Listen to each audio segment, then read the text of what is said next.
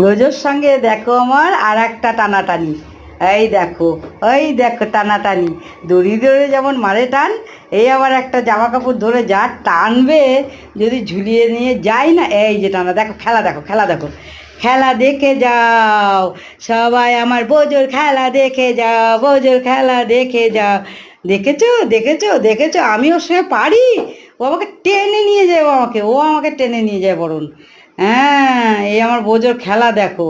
হ্যাঁ, ভগবান যেন এরকম সুস্থ রেখে এইরকম করে আমার সঙ্গে যুদ্ধ করার জন্য ওকে শক্তি দেয়।